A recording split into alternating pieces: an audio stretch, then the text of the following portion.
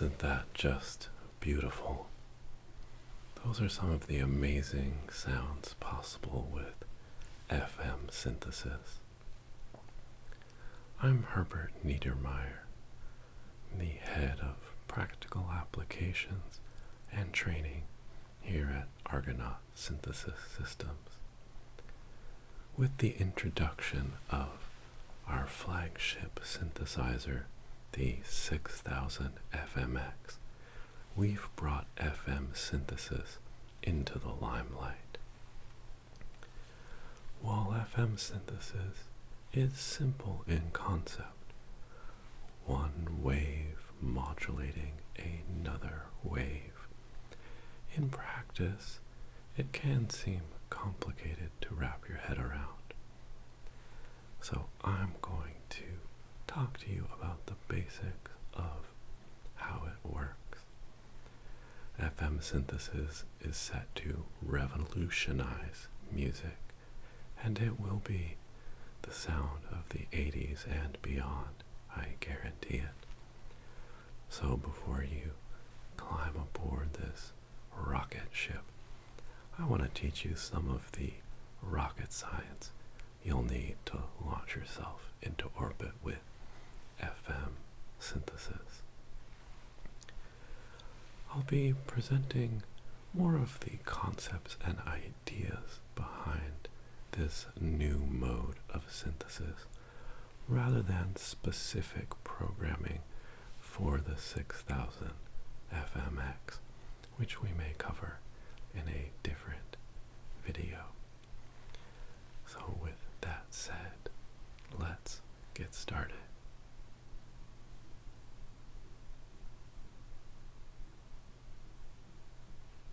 Let's get started. As I mentioned, at its core, FM synthesis is very simple.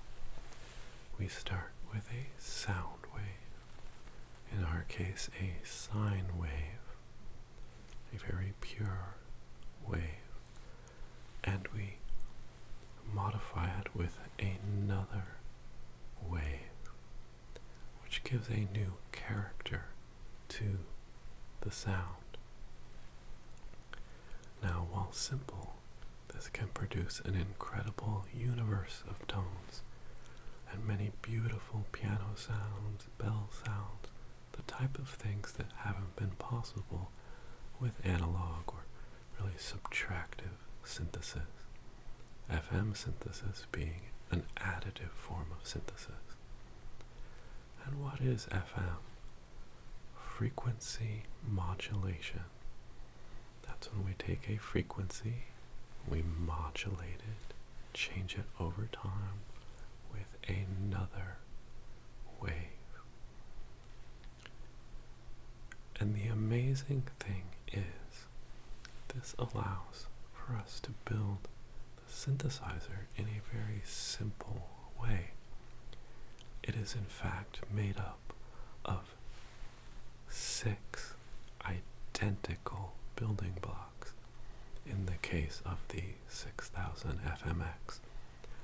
And there are 4 of these building blocks in the 4000 FML, which is our more affordable synthesizer option, though still capable of an array of unbelievable tones.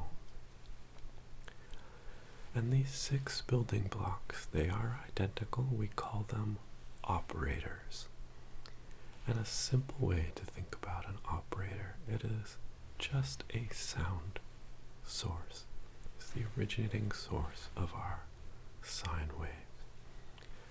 And with these 6 identical building blocks, we can arrange them in different ways so they modify each other differently. And that is how we produce the many sounds in frequency modulation synthesis. But I'm going to break that all down for you. And we'll look at it on some software on my microprocessing computer that I have here. So I think that will be the easiest way for you to visualize what is happening. As my friend would say, see with your ears and listen with your eyes. I never really knew what he meant by that, and I didn't get a chance to ask him as he was hit by a meteorite one day. But I'm going to explain all of these concepts for you, and we will start with our operators. And at heart, they are basically an oscillator, a source of sound, producing a sound wave. And they have a few extra components. They have an amplifier for controlling that volume of the sound. They have an envelope which shapes the nature of the amplification over time. We can adjust their pitch as well. So to help showcase this for you, I'm going to grab a guitar, as this should be a very familiar way to look at the concept of an operator. So a guitar string is an oscillator. When I pluck the string, it oscillates back and forth, producing the sound wave we hear. In this case, amplified by the amplifier so we can hear it at a nice volume. And as I mentioned, in our flagship synthesizer, the 6000 FMX, there are 6 operators. So 6 of these tone generating features. Just like on a guitar, there are 6 strings or 6 oscillators. Now, with the guitar, we can change the pitch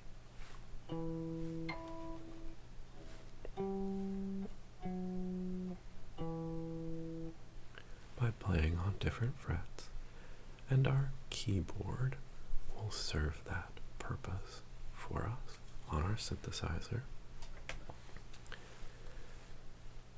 But we can also tune these guitar strings to different pitches.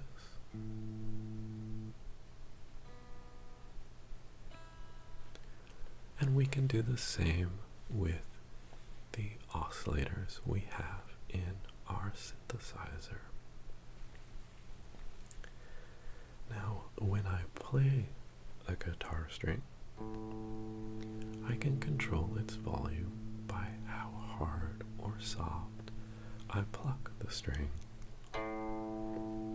So I could play it louder, or I could play it softer. And with an electric guitar, I have a volume control, so I can do that more specifically with that knob.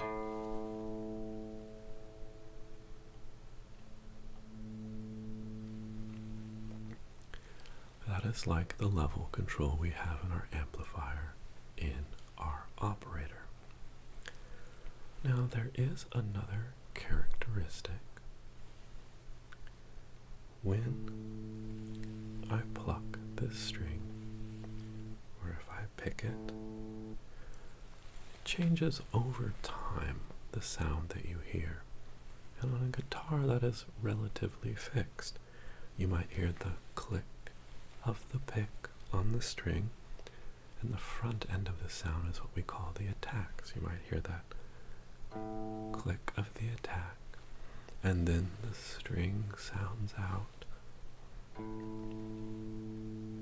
and then over time it decreases in volume. So that is the change in its sound over time, what we would call its envelope.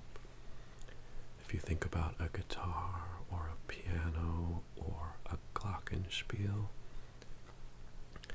how they produce sound when you trigger them varies, and they kind of each have their own unique envelope.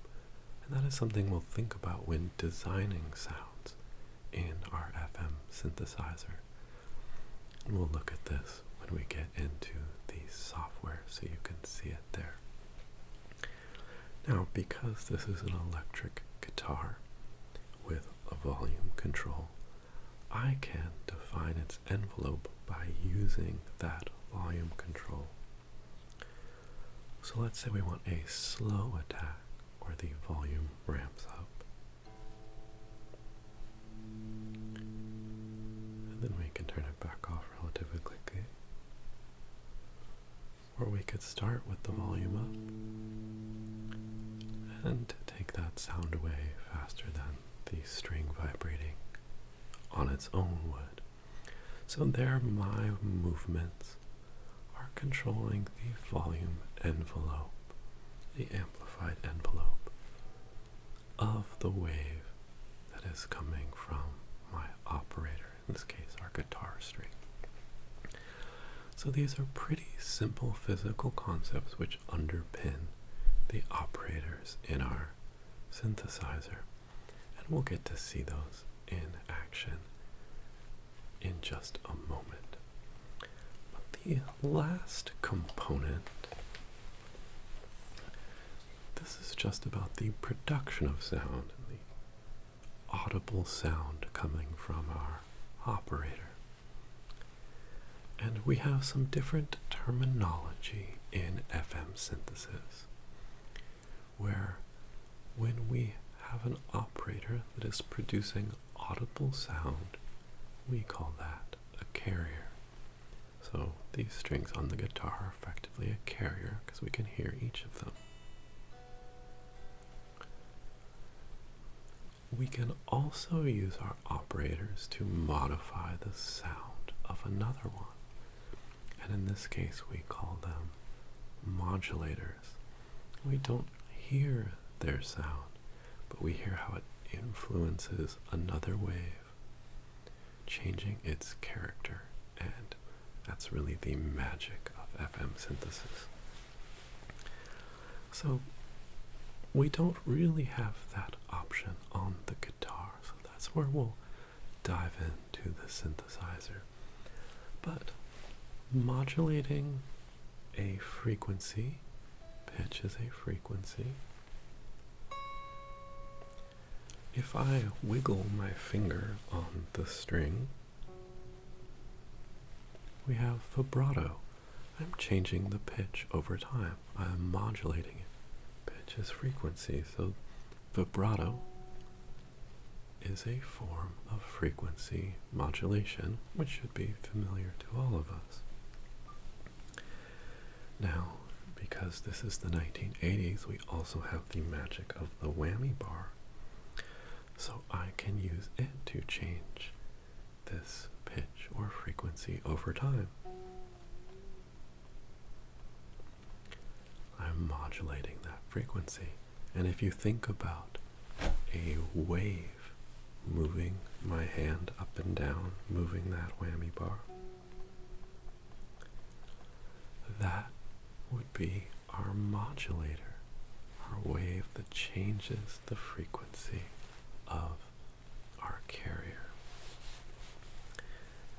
Now, what matters is both the size of the wave and the motion of the ocean. Our amplitude and also the frequency of our wave. These are going to affect the sound in different ways, as you've heard. So this is modulation at low frequencies. You can hear the change in frequency over time. This is what we would call a low frequency oscillator, if you're familiar with the existing analog subtractive synths, where that is a common feature to manipulate either the pitch of a note, or if you manipulate the volume, you have a tremolo effect you might be familiar with. But FM synthesis is unique because as we start modifying our frequency with a wave that is in the realm of human hearing, we stop hearing it as changes in pitch, but as changes in character, because we start adding in different harmonics. And different instruments emphasize different harmonics, the different overtones in a note. So we have the E string, we have a harmonic there. We have different harmonics, and the way we play and the nature of the instrument can emphasize those. In FM synthesis, we're starting with a very pure harmonic free wave and adding those in. So this is a great time to put down our axe and dive into our synthesizer software.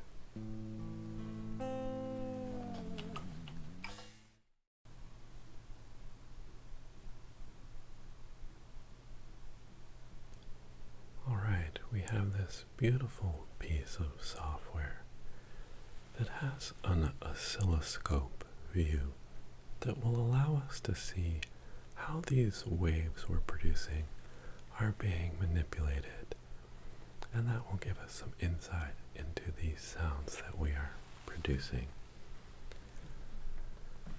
This software is not the same interface as the 6000 FMX, but it is powerful for visualizing what we're doing with our FM synthesis. And I have a keyboard controller that I will be using to trigger our tones as we look at how FM synthesis works. To begin with, let's talk about carriers using our operators as sound generators. Well, thanks to the power of software, we have a visualization of an FM synthesizer in front of us. I'm going to take you through the components here to show you how it all works. As I mentioned, this has an oscilloscope view here on our operator that will show us what the wave looks like. I'm going to trigger a key just so we can see that in action. So there it's showing us exactly what our wave looks like. That will help us see the effect of our actions. That is the nice thing about software, is it can be easier to depict some of the things that we're working with than on the physical units, which has a variety of manufacturing constraints and other considerations to worry about. So to orient you, I'm going to explain this interface. As I mentioned, our 6000 FMX has 6 identical operators, and each of those operators is represented by a column here. And these are all identical. They're all going to have the same controls. So we have oscillator 1 all the way through our 6 operators. This is operator 6. And I'm going to take you through the controls that I have mentioned in the introduction and show you how each of them work in practice. Now over here on the right, we have a representation of how these operators are currently arranged, and we refer to this arrangement as an algorithm. And that's all it is just how these different oscillators and operators are interconnected. So right now, each of the 6 operators is serving as a carrier that is you can hear the audio output that it produces directly. None of these are modifying each other right now. So if I sound my key, I would hear the output of all 6 oscillators. However, right now, with this level control, we only have operator 1 emitting noise. The others I've turned down to 0. And if I turn operator 1's volume down to 0, when I sound a key, nothing happens. You see the waves here because the operators are generating their wave, but because the amplifier is turned down, there's no sound coming out. So if I turn up the volume on 2 of these, we still hear the same sound because they're producing exactly the same wave, okay? And over here we do have a view of the overall frequencies that we're producing. So if I play a higher key, you'll see the higher frequency pop up. We're not going to focus on this too much. We're going to look at the shape of the waves up here to get a sense of what we're doing. So to begin with, I want to take you through the controls of a single operator. All of our operators have an oscillator that produces a sine wave when they generate a wave. When we start talking about modulation, we'll see how the shape of that wave changes due to influence from the modulators. As I mentioned when we were looking at the guitar, we can also change the pitch that we are hearing. So relative to the key that I am playing, if I lower this ratio by half, I hear a lower tone. And if I increase it,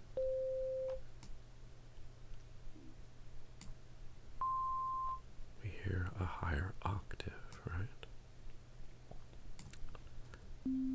So we'll go back to 1 so we sound the note we expect when we play the key on the keyboard.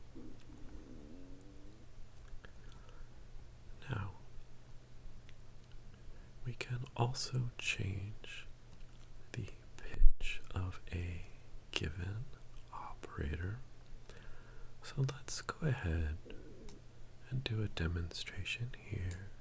I'm going to bring up the levels of these operators as well. So we have 3 operators producing sound. And let's go ahead and transpose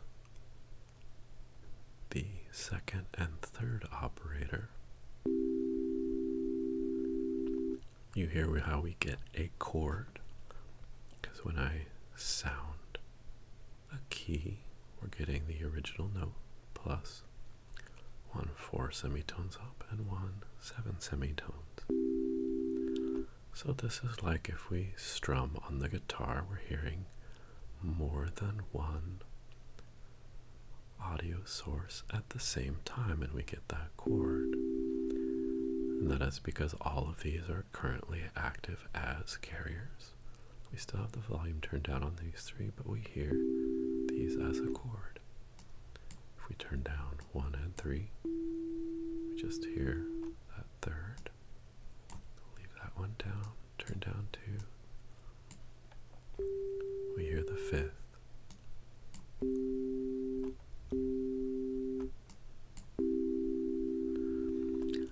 So this is just to help show that we can set these to different pitches and that we're hearing all of these audio outputs at the same time. So I'm going to go back to using just 1 operator as we look at some of the other controls. So here we are, just sounding that single note, a C. We have further control over the pitch if we wanted. So we could very precisely tune.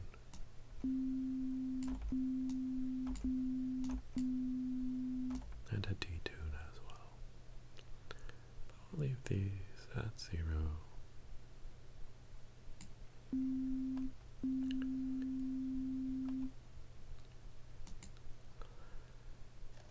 Now, we've looked at pitch and amplitude. Let's look at our envelope, which again is how the nature of the volume of the sound changes over time. And that is depicted in this diagram here. What we're seeing is a fast attack. You see this ramps up steeply, and this is to a defined level of volume. Like I mentioned with the guitar, this is a fast attack. As soon as I press the key, we are hearing the note sound. If I slow down my attack, now it takes time to ramp up to this level of volume. That's a slow attack. And then you're hearing, after it gets to that volume, it comes back down in volume. And if you look at the waveform here, you'll see it is governed by this envelope. Because you'll see as I sound the key and we get up to max volume, this wave height increases. And then as we decay down to our sustain level, it comes to a lower volume. So let's watch that on the wave shape. See how it gets bigger and then goes down, and then it stays at this constant amplitude. That is our sustain level. So you can see how this starts to give us control over our sound. Let's increase the sustain level. Now when we play the key, you see it just shrank in volume a little bit. Now when we play the key, you see how it went up to this level and then it came down just a little bit because we increased the desired sustain level. Let's lower it down. See, now you see it drops to a much lower volume. If you've used an analog synthesizer with a filter envelope or an amplifier envelope, has these same behaviors where we're just controlling these values over time. So our decay rate is how long it takes to go from the max volume at the start of the attack to our sustain level. It's happening pretty quickly. Let's slow that down. And let's really speed it up. See how it very quickly drops down versus if we have a longer decay. And it takes its time getting to that volume. So using this envelope is going to be very important in how we craft sounds, how we want different elements of the music that we're creating to come in and out, how we want the waves to be modified over time. This is a powerful tool for shaping those dimensions of sound. Before we finish up with envelopes, there's another property which we call the release. Let's lift our sustain up again. And let's make that attack faster again. Right, so we immediately go up to that level of volume. We decay down to our sustain level. And you'll see I'm still holding this key down. And that is why we're maintaining the sustain level. When I release the key, our amplitude will go down to 0. And the release time defines how long it will take to go from our sustained volume down to 0. See, as soon as I let go of the key, it is very quickly. Let's increase that and let's hear the difference. Sustain. You see how the sound lingered for longer as we increased our release time? A much slower release. So these are very powerful tools for shaping the amplitude of the wave over time.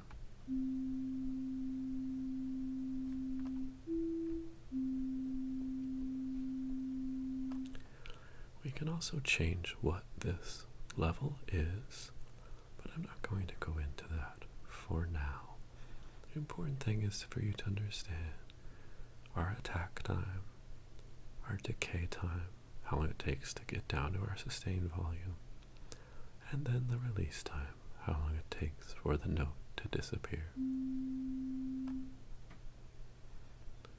Right, so those are the basic tools of our operator.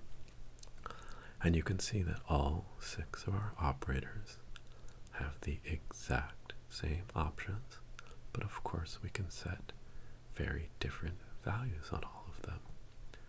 So let's bring back operator 2, but let's give it a different envelope from operator 1 so we can hear how the two sounds can differ and blend together and help us shape what our sound might be. So let's give a slow attack to operator 2, so it's going to take longer for us to hear it relative to operator 1. Let's hear that now.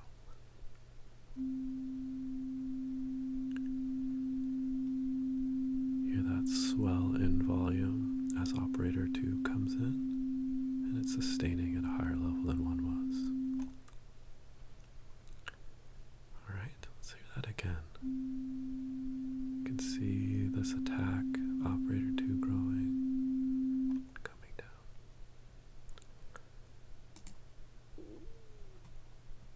And if we change its ratio, remember this is going to change the pitch that it sounds at. Let's hear that.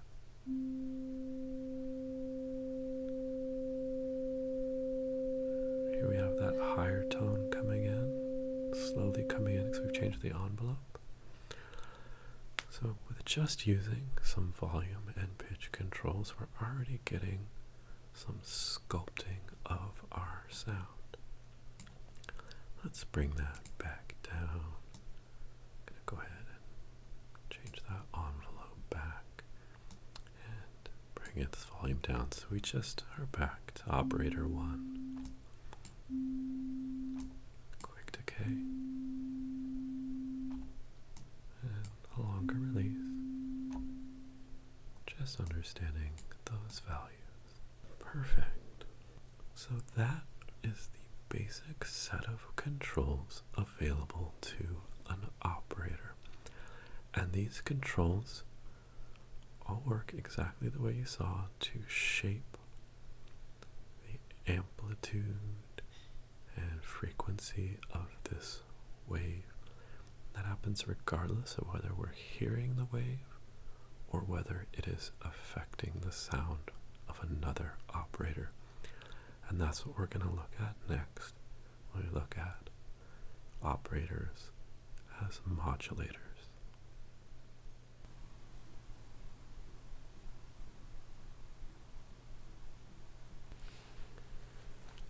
Now, let's have a look at modulators, using our operators to modify other operators and change the character of the waves they produce. So now we understand the basics of an operator serving as a carrier. It's pretty straightforward, right? We just have an oscillator generating a sound wave that we hear. We could change its pitch, its volume, and we can change the envelope, changing its volume over time. Now, the heart of FM synthesis, though, is using a modulator to to change the nature of that wave that we are hearing to give us new sounds. So we're going to look at that next. We're going to look at it in as simple a way as we can. I'm going to start with one carrier and one modulator. To do that, we need to change our algorithm, how these are oriented, because right now, these are all carriers. So we are on algorithm 32. Let's switch to algorithm 31. Here, you'll see operator 6 is now colored blue. And you'll see in this chart, it is stacked on top of 5. This is representing that 6 is now a modulator, and it is going to modulate operator 5, which is a carrier. Okay, this is just our first step towards using a modulator to create new sounds, because that is the heart of what we're doing, frequency modulation synthesis. So, because we had our settings from before, both of these have their levels set at 0. I'm going to leave 6 set at 0, so it will not be sending any signal into 5 and affecting it.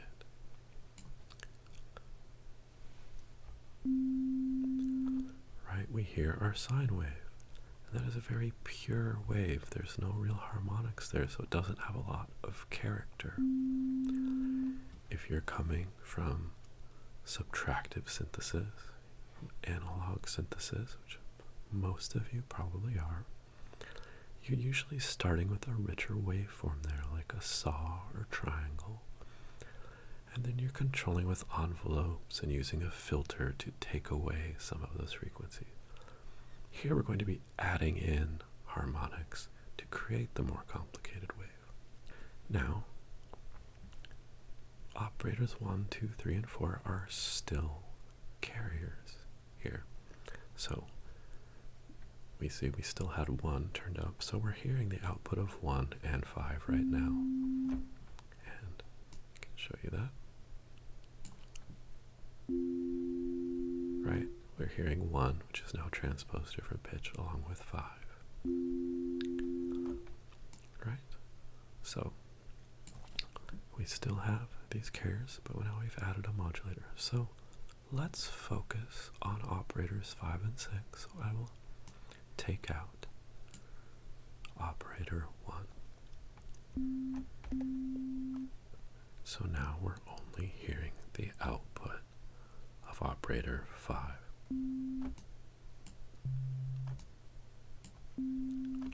Okay. Now we are ready for our first modulation of that wave. As I bring up the level of operator 6, its wave is going to combine with level 5. So you immediately have a different sound there. Very pure wave. And as I start to increase the influence of 6, these two waves are combining together, changing the shape of 5, and we're getting a very different character to the sound rather than that pure sine wave.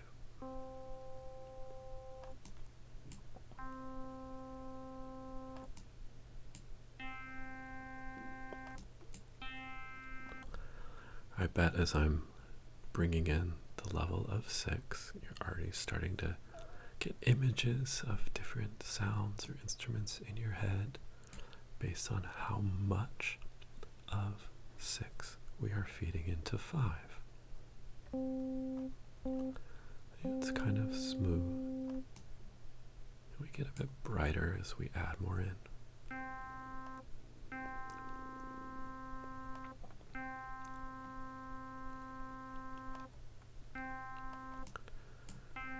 So you can see 5's wave, which is the wave that we are hearing in the audio output,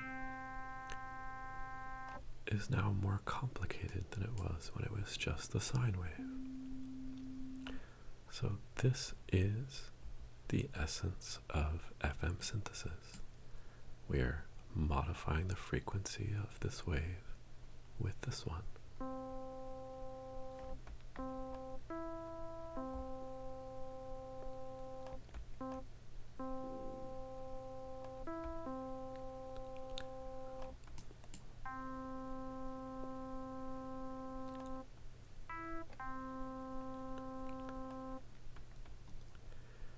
Now, we can change the ratio of 6 to 5.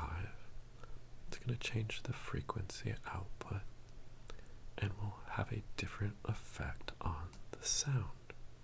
So let's bump this up to 2. Here that's already a different sound. Has a bit of that triangle wave essence coming in there along with some square, whereas it feels a little bit more like a saw wave.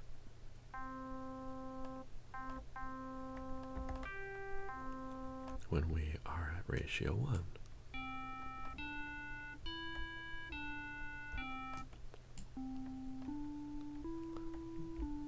More subtle effect.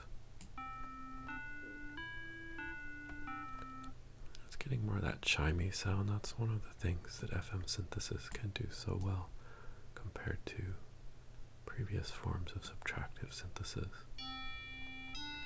That's very chimey there, right? We can keep increasing that ratio and get different feel in the output of that wave. Let's go up to 3 to 1. Kind of more edgier. Things can get harsh. The synthesizer does have a filter, probably like you're used to. We're not going to get into that much, because we're focusing on the creation of sounds using just the FM aspects. But it is a useful tool, as you can reduce different frequencies with that filter. Kind of take out some of those higher frequencies if we wanted to, but let's just focus on the sounds that we can produce.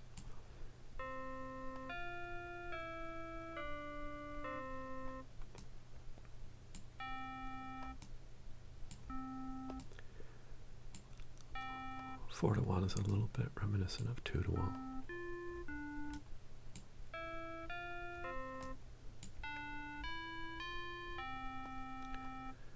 And then as we get up into higher ratios, like 5 to 1,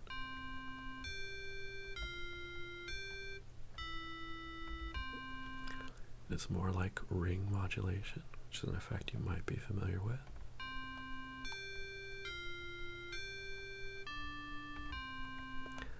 Kind of get that really kind of chimey bell nature of the sound. Let's just keep going and see what happens.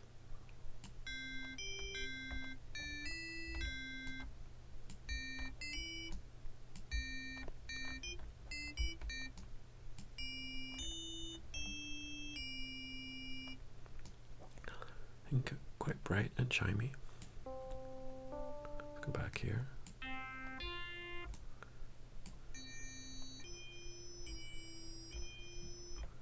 Can take out some high frequency.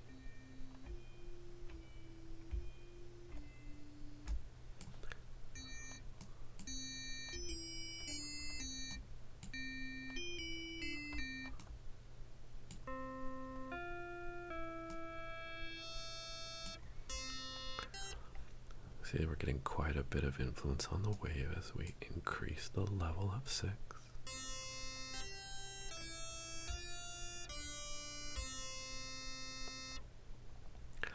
There's a lot of power in just changing the ratios of the frequencies and the level of input that the modulator is is giving to the carrier.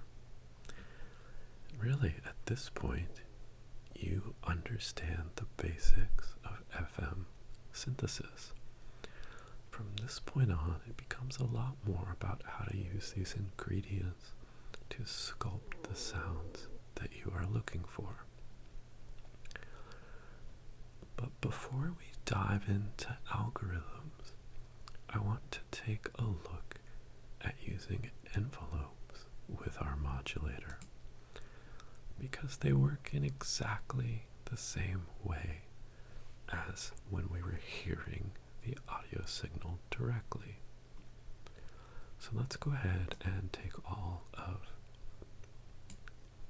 6 out, so we just have the sine wave from operator 5 again, right? If we bring this back in, right, we get more of that sound.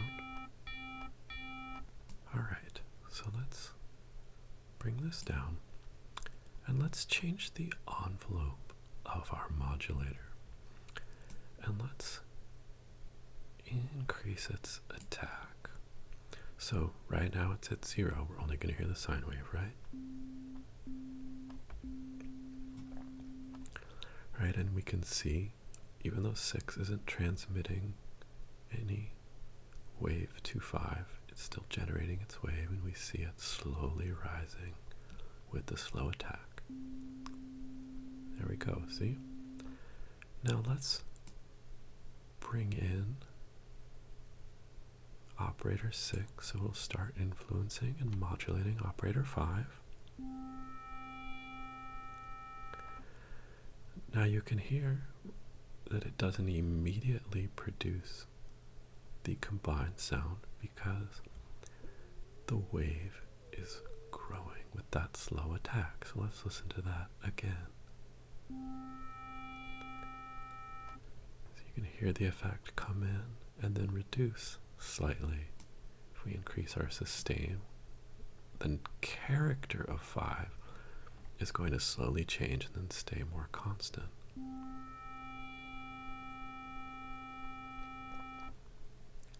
Slow it down even more.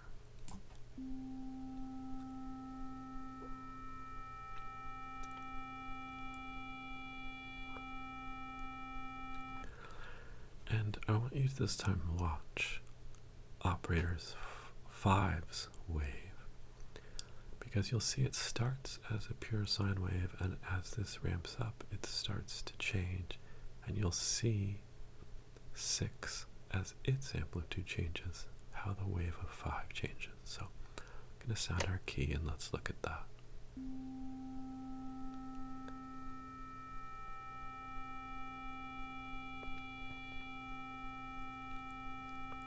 So you see how 5 changes.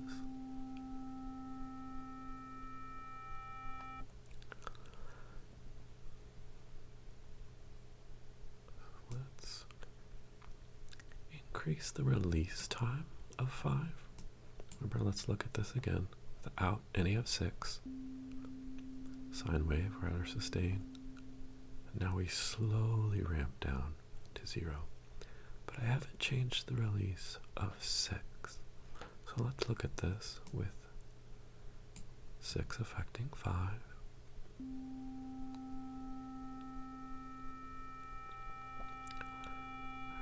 6 is having its influence, and I'm going to release the key. And see, the influence of 6 stopped suddenly, but we heard that sine wave again because this influence went away while we were still releasing the volume of this note. Let's watch that one more time. There, 6 is combined with it. It's coming down to its sustain level, and we'll release and we'll hear this shift back to its sine wave. So that is how envelopes can influence a modulator and the carrier. And this is the thing that you can manipulate as you attempt to craft different sounds in your synthesizer. So now you understand the basics of an operator as a carrier producing sound and an operator as a modulator using its wave to change the sound of another wave, a carrier wave. Let's keep that envelope, but change the ratio.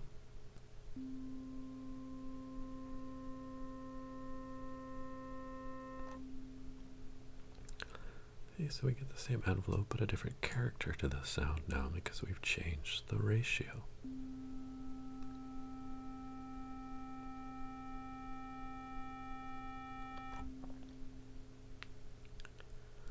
So you have incredibly powerful sound sculpting tools just by using the basic parameters of these operators.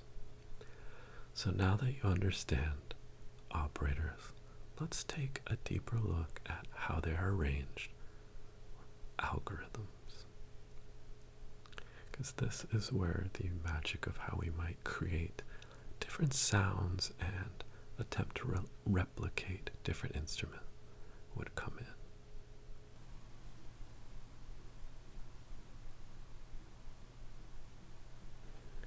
Now that we understand the basics of how our operators work, both as carriers and as modulators, let's look at algorithms. These are just the different ways we can combine our operators as carriers and modulators within our synthesizer in order to produce different sound possibilities. So as you've seen, we have our 6 operators, and any of these operators could be a carrier or a modulator. You of course need at least one carrier in order to be able to hear sound, but otherwise they can be arranged in a variety of different ways. We have 32 algorithms to work with, and I'll show you some of those examples. Right, we looked at this algorithm where all 6 are carriers, and then we explored modulators by looking at this algorithm where one operator was a modulator affecting one carrier, and the other 4 operators were carriers. Now, one thing that we didn't talk about yet is this little loop on 6.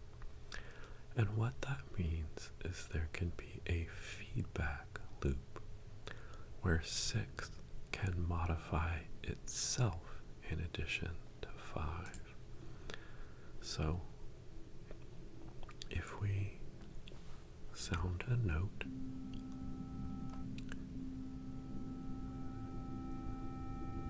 right, 6 is a sine wave, right? Let's go ahead and make its ratio 1. Right, so we see our sine wave. And I'm going to take off the attack on that envelope just so we get kind of back to where we were, where immediately we're seeing the effects. Right, so it's kind of a punchy effect happening with 5 now instead of that slower ramp up.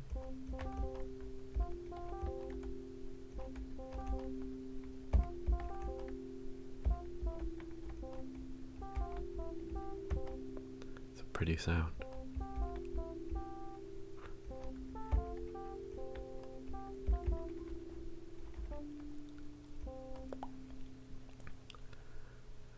But let's take a look at feedback. So before we hear anything, let's just look at the waveform of 6. Right? It is a sine wave. And while this is not sounding, it is affecting 5, as we would expect.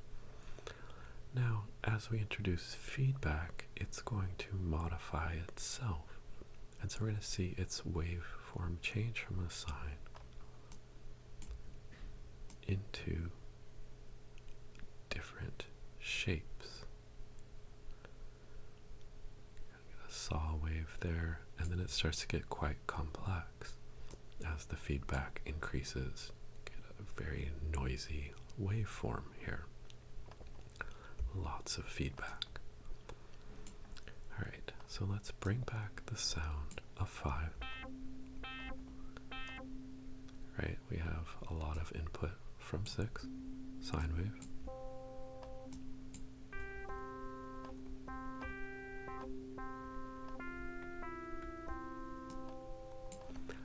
Let's start introducing feedback, right? So this is modulation on 6 by itself.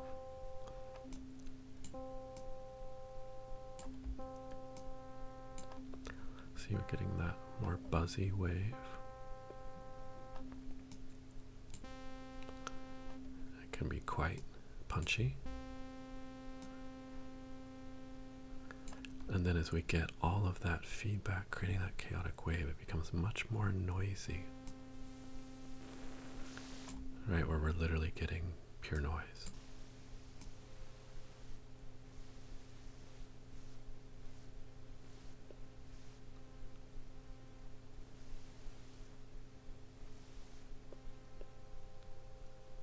And then back to a much more pure sine wave, bringing in that feedback.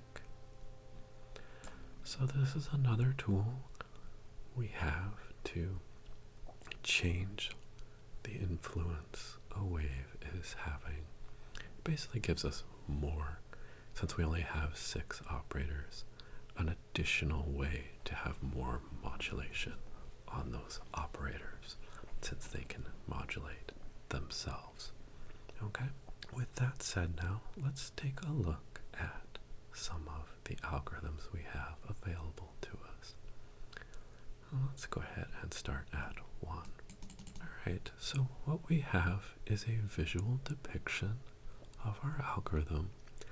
And again, that is just a way of saying how the operators are arranged.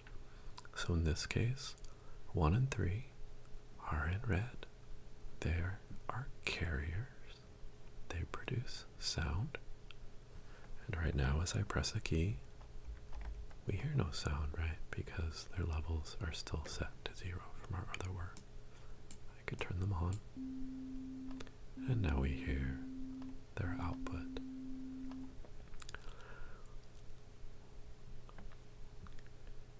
So in this case, 6, 5, and 4 are all going to be acting upon 3, while 1 is going to be modified by 2. So we can start building some different sounds by using different algorithms. Here we have something similar, but the feedback loop is on 2.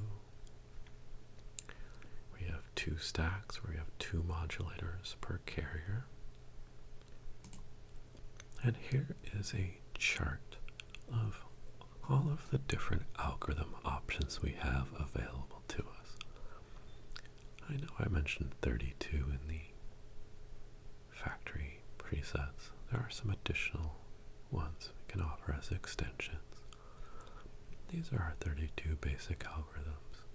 You can see we have these with a couple carriers, then we start having 3 carriers, each with a modulator, some different feedback loops, and then starting to get some more complex arrangements of our various components. Here you have a single carrier that's modulated by 2, and then a stack of these 2 modulators, and a stack of these 2 with feedback. And these are just different starting points for crafting sound. You might start to think about what type of sound that you're looking for, and that might steer you towards one of these algorithms based on your needs of that sound. So an organ that might need several different sound generators might use one of these algorithms where there's lots of different carriers.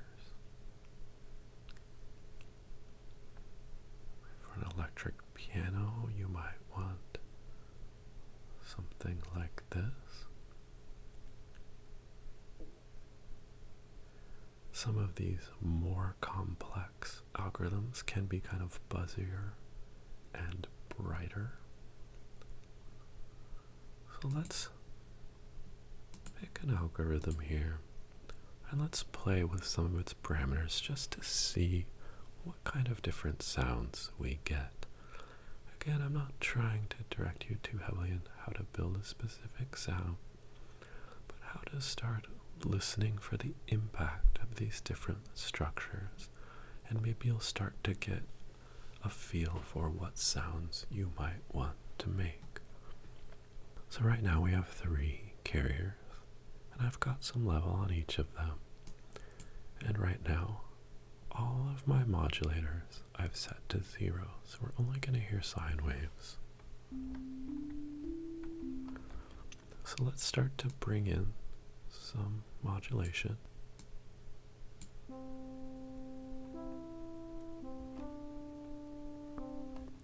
Alright, so we've got a little influence from 2 here.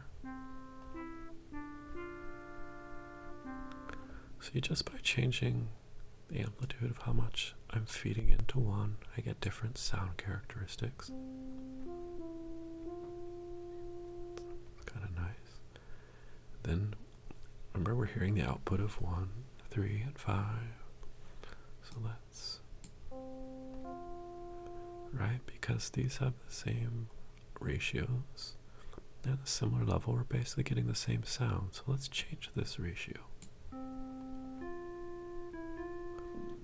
Hear that different quality we get?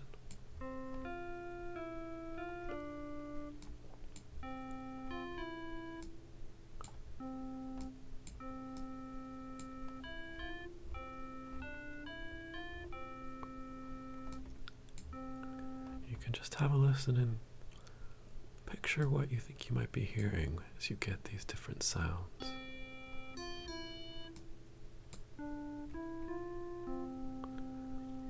And then we haven't modified 5 yet, so let's bring in some of 6.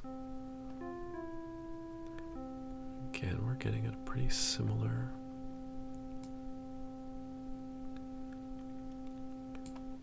almost exactly the same as 1 right now.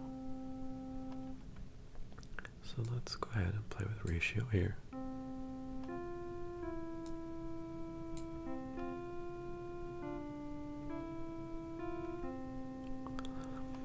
And we do have feedback available to us, which might give us that kind of more buzzy, brighter sound. Let's lower the note of 5.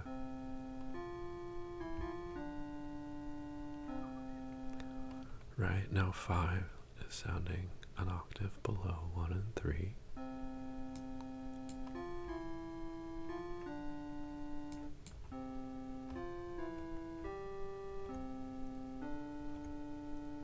See, there's so much sound shaping power just by tweaking these values. Let's go ahead and push that feedback more.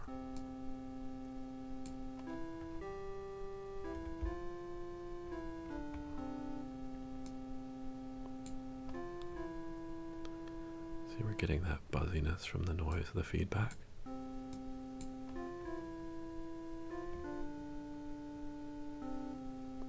It creates more of a lo-fi sound. We could take that out.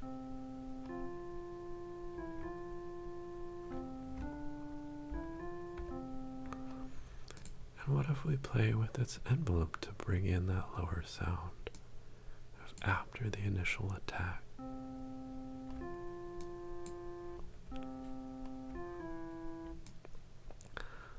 Kind of keep, if I'm making these envelopes basically the same, kind of keep how the sound will form the same, but we could get that tone coming in a little later. Here, kind of ramping in.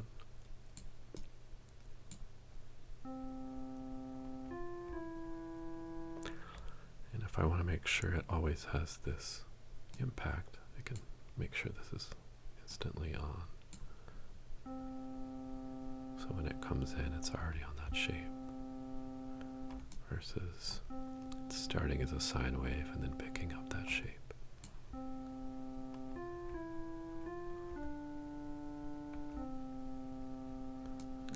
Lower its sustain a little bit, so it's not totally dominating the sound at the end.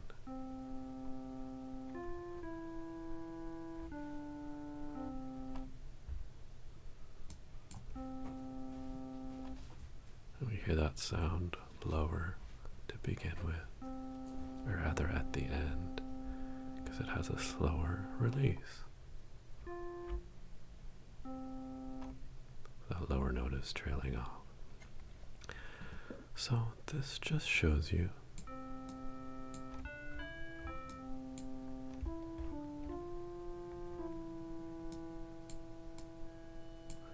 so we can bring in a much more aggressive sound, but a lower note, lower level.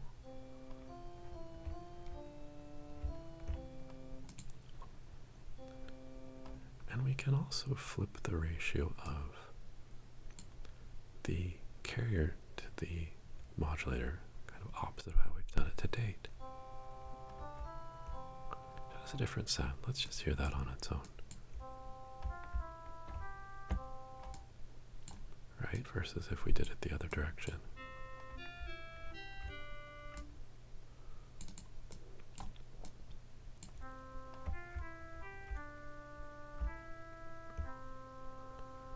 And we get a very different sound quality. Alright, so that is the basics of FM synthesis. You've seen how operators work as carriers and as modulators, and how algorithms are the basis for forming different types of sounds when used in conjunction with the parameters of an operator.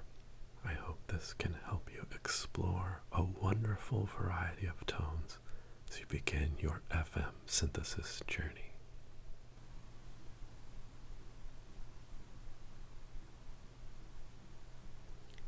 Well, that completes our introduction to FM synthesis.